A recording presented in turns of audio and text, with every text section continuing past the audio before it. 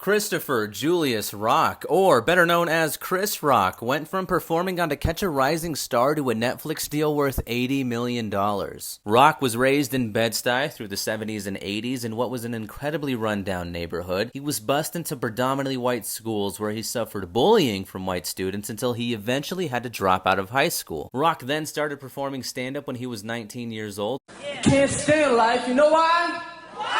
Because I was born a suspect. And then 2 years later made his television debut with Joan Rivers. Then in 1990, Rock was hired at SNL, which gave him significant national exposure, but only lasted for 2 years. Now, it was at this point that Rock struggled really finding his own voice. He already had the mind and instincts for comedy, but he wasn't yet a performer. So, he molded his cadence and mannerisms after his grandfather, who was a preacher, and more of his blunt nature came from the hip-hop culture. Once he fully learned to be himself, he was unstoppable. Keep her off the